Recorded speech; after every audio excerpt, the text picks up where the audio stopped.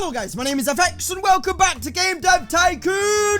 In the first episode, we released our first 3 games. Back to the Future was our third one, which is still currently going and is still currently being released. They did quite well. They're above average. They weren't amazing. They weren't amazing that we could leave the garage right now, but they weren't too bad that we're going to be in debt in the near future. We're doing well. It's making us profit, which is the best thing all around. So, yeah, we've currently got $258,000, or smackamoos, pounds, if you will, in the bank. We've got 277 fans, which will hopefully spread the word.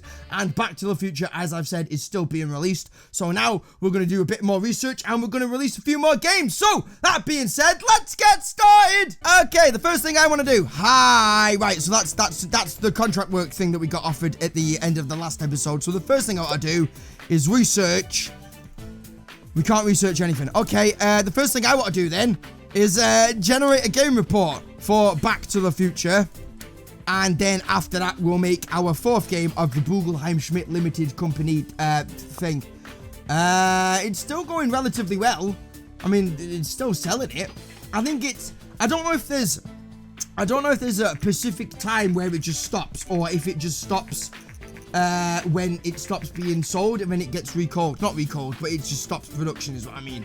So as like, say, I think these are weeks, right? So I presume if it stays like that for the full 10 weeks, if you will, then I imagine it'll stay in rotation and circulation and published. It'll keep getting published. But because it's starting to dip, then I think we might take it off the shelves earlier rather than later. But then again, it might just only be available for 10 weeks. I don't know. We'll have to keep an eye on that. So, game report. 1. Time travel and adventure is a great combination. Artificial intelligence seems to be not important for this type of game. Platform genre, G64, and adventure is great. Right. Okay. So, let's make our 4th game. We'll go back to the UFO game. Or should we do a lore thing? I don't know what genre you can have with a lore.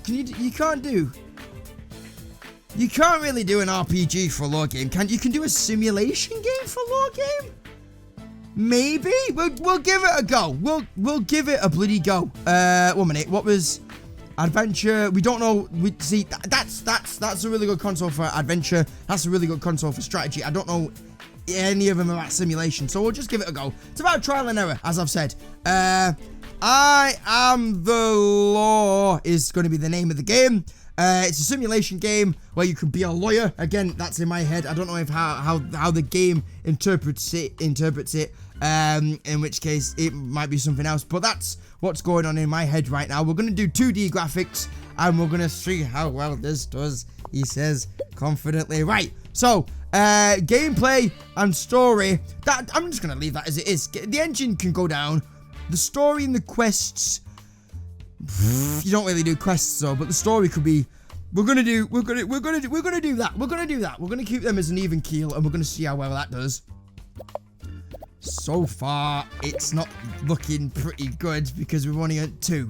I think that's kind of like a reference of how well the game's gonna do, he says. Maybe not, I don't know. Back to the Future is now off the market. It sold 22,850 units, generating 159,985 in sales. So that's, again, better than the previous 2 games. I don't know if this is going to top that.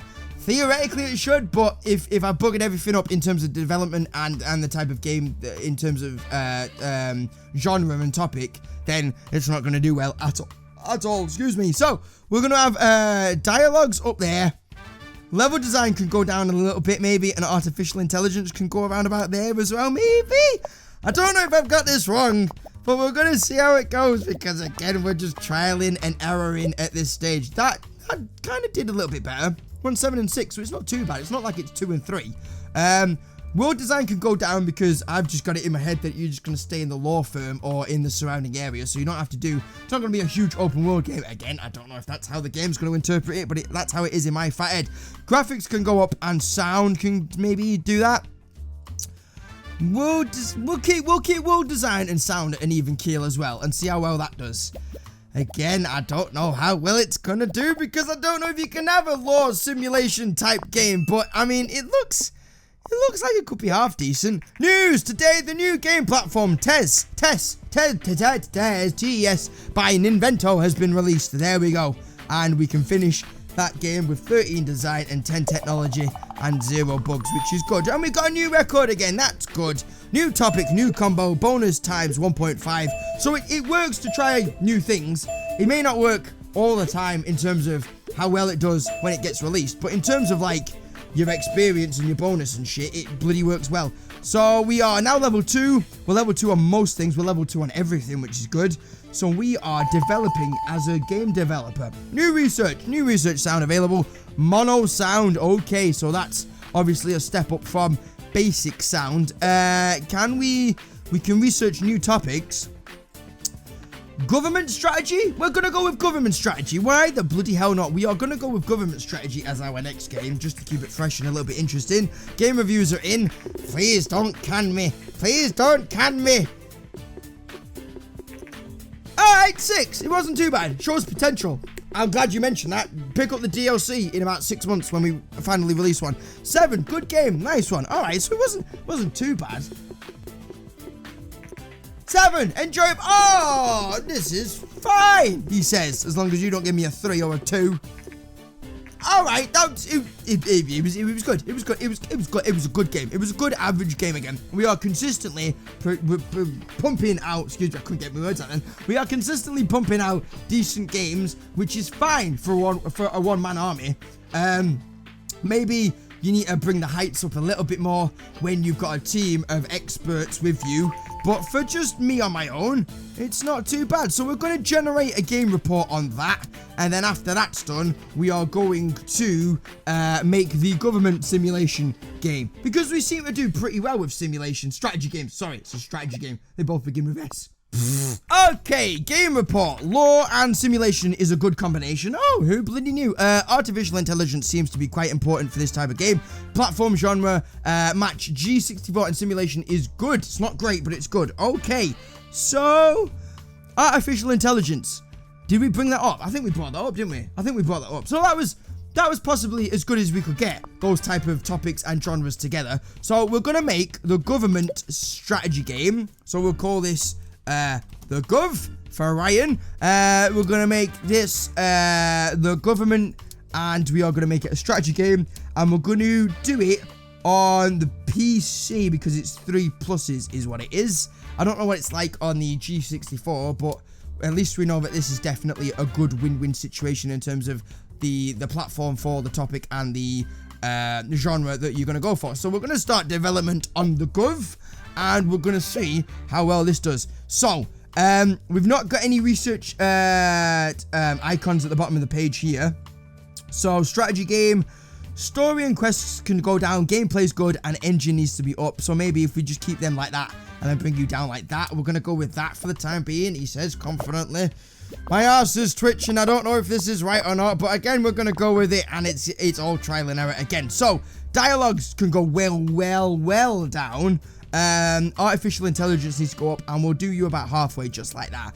So the more you play it, the more you develop games, the more research you put into the games and stuff, the more hints you'll get. So those are the hints that it was telling me at the beginning of the first episode when I booted up the game again. Those are the hints that help you in terms of what goes through what. Basically, so you don't have to write everything down, really. Game is off the market. I Am the Law is now off the market. So 20,192 units, generating 141,386 in sales, which wasn't too bad. Don't think it was good as its predecessor title, but it was good nonetheless. This is looking pretty good, though. We were already in double figures on technology, and we're not even in the final developmental stage right now, which is pretty good. Judging that is how you can judge how well a game's going to be. It's not bad at all. So sound level can go up to there. We can do graphics and world design. Maybe something like that we'll go with. We've got basic sounds. So basically when you research new stuff, so if we research mono sound, we could, there'd be a box there which we'd click instead of basic sound. I imagine it would cost more than 5,000 to produce, but it just gives you you can research all these amenities and stuff, and then you can just kind of like choose which ones you want in your game. So even though you progress so far in terms of evolutionary standards about like what you've researched, you can still go back to basics if you do so desire. If you're struggling for funds, or if you just want to do it just for shits and gigs and see how well it goes. So we've got 2 new records in this one, which is really good right now. Level 2 is slowly increasing. Not as increasing as half, but I don't know if that's because it's slowing down like any other game when you get to a certain level, or as your levels progress, you don't level up as quick. Game reviews are in. Please do well. Please do well. Please do well. Please do well. 8. Good. 8. Love it. That's cracking. We got an 8 as well. If we have 4 8s, that's a cracking game. If we have a few 9s or a 10, that'll be even better. But I'm not complaining if we get 8s. Oh, we got our first 9. Have we got our first 9? I can't remember. I think that's our first 9. If we get a 10, that's sure as shit going to be our first 10, though. We got an 8. This could be our best game so far. This could be our bloody best game so far. So what we're going to do quickly, generate a game report for that. It was an 8.25, I think that said then, of an 8.2, which I'm pretty certain is our highest game ranking so far. We are ranked at 13. That's cracking. That is. Bloody hell. All right, so that's nice and cushy. Game report. Government and strategy is a great combination. Engine seems to be quite important for this type of game. Okie dokie. So you just mark that down for me, and the next time we do that, I'll look at the research thing. According to our market research, the recently published game The Gov is a surprise hit with players. That's nice. The developer Bulla Schmidt, I'm still not convinced I've spelled that properly, but never mind. Is fairly new to the gaming industry, but we cannot wait for what they will develop next. That's cracking. And now, the recently released TES thing, home console by Ninvento, has proven to be a massive success. Sales numbers have exceeded expectations by far. So, I think we need to dip the toes into generating games for the TES. One customer says, I love the games that come with the TES, and playing with a controller is so much more fun than with a keyboard. Okie dokie. So, can we... I don't know how to do this, but can we... Oh, you don't have to research it. That's fine. Okay, but what I do want to do quick, before we go into this, is create a custom game engine. And I don't know how...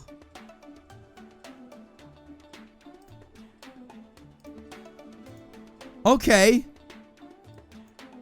So this is... I think this is just a quick way of developing games, maybe? Or... Because save game's new and linear story's a brand new thing. Oh, it's graphics V2. Okay, right. So it's a completely different thing. Right. So we'll call it Game Engine 1.0. And we'll put a V before it for virgin. We're putting a V for virgin is what we're doing. We're putting a V for version. And then we're creating that game engine. Which can take a little bit of time, but hopefully it's gonna be worthwhile in the long run. So we'll do this, and then we'll go and create our other game using this very engine, and see what happens, and see if it generates us any more better good reviews. It's an idea. Engine complete. Your new game engine Game Engine Virgin 1.0 is now complete. There we go. Nicely done. Right. So develop new game if you don't mind. We are gonna go with UFO again, because we've not done it, and we're gonna call it XCOM 2, the sequel that everyone's been wanting. No, we're not, because we're not. We're gonna capitalize on the TES, so we can't have a strategy game for a controller, right? I don't think that's gonna work. So we will have an action game with time travel elements. No, we won't. We're going to do another adventure game with time travel, and we're going to call it Forward to the Future. There we go. And pick platform. We're going to try the TES. Oh, do you require a development license? Oh, why don't we do that? Money's going out the bloody engine, but never mind. An engine? What the hell? I saw engine and I said engine out the window is what I meant to say. Game engine version 1.1, 1.0. That's a great combo. That's good. So, theoretically, hopefully, that's going to help us out. We'll go with the 2D graphics, version 2. And hopefully, this might be our best game. I don't want to put too much pressure on it because it's probably not, because it's me playing the bastard game, but hopefully it might be a fairly good hit. The Gov is now off the market. It sold 27,882 units, generating 195,205 in sales. That is the best game by far, right? I think, he says confidently. Right, so we're going to go with linear story. So we'll bump that up a little bit. We'll have the engine and the gameplay down a little bit, and you can also save your game now in our beautiful game. You can not only play the game, but you can save the game without starting at the very beginning. People that didn't play games without memory cards, you don't know what that is. You don't know the stress. You had to carve out a few hours so you could play a game from start to finish because you couldn't save your progress. So every time you turn the fucking thing back on, you'd be buggered. Right, so artificial intelligence, I think that's a double minus, so that goes down. And dialogues and level design can go up, just kind of like that a little bit. Or we might just even it out. We'll even it out just for shits and gigs, just like that. So, this is looking really good. This is looking really good. Kind of. It's looking really, really good. So, we've got 2D graphics version 2, and we've got the basic sounds okie dokie. So, world design and graphics and sound can go around about there. That's looking good for me. It's looking alright for me. 13, can we hit 14? Can we hit 50? Oh, we've hit 50. Oh, this is a new record. This is looking good. And by the time the bugs are all sorted out, that might go up. That might go into the 20s. Bugger me. Industry report. Recent studies suggest that increasing variety of gaming devices also creates a market for more specialized games. Some platforms become more popular with younger gamers, while others cater to the more mature age groups. Yeah, so that's something else that you get, which I think might be now, is that you can kind of cater towards certain age groups, so you can create like PG games or mature games and stuff, and they work well with, cohesively with the game genre and the topic. So it's 3 things to get right rather than just 2. But at the moment, I think we just have to worry about 2. As more and more developers enter the market, we expect developers to focus on their games on specific age groups to really make an impact. So I think this is a new thing that's just implemented right now. Target audience, right there we go. Nicely done. The game just explains it for myself. So we are going to do that now because we've got design at level 20. That's the first high for Bugelheim Schmidt Limited Corporation, whatever you want to call it. So we've got level 20 on the design front. The levels are going up slowly but surely. What's our level as a human being? That should be going up in the next maybe like 3 games if we use it again. Release game, please. Please be good. Please be good. Please be good. Please be good. Please be good. Game reviews are in. Okie dokie. Forward to the Future, the sequel to Back to the Future, even though it's technically not a sequel because that comes in later on, I think, where you can actually make official sequels. 8! Nicely done. We've got to love it. We've got to love it from Star Games. Always like them. Send them a bottle of champers. Why don't we do that? We've got an 8 again. Played it for days. Thank you very much, Informed Gamer. We like them as well. I think we like the top 2 better than the bottom 2, he says. I haven't said that. Maybe not. A very enjoyable by Game Hero. And the bottom one is going to give us a 8. Time travel and adventure is a great combination. Very good. Very, very good. So, we will generate game report whilst all this magic happens in the top right hand corner. Following the massive success of the TES console, there are now rumors circulating that Venna, another Japanese company, is planning to release a home gaming console of their own. I wonder what the bloody hell that could be. Oh, we're at rank 14. That's a good entry point is what that is. Our post-release analysis of Forward to the Future is complete, blah, blah, blah. Dialogue seems to be very important in this type of game. Platform genre match. TES and the adventure is a bad combination. Okie dokie, good to bloody know. So, what we're going to do for the final game in this episode is we're going to make the UFO strategy game for the PC. Right? Yeah, PC, using the game engine version 1.0, and we are going to call it XCOM 2.0. That's Xbox 2.0. There we go. Nicely done. With the improved 2D graphics version 2, and we'll see how well this one does. Hopefully, it's going to do pretty well. So the engine needs to go up-a-runo.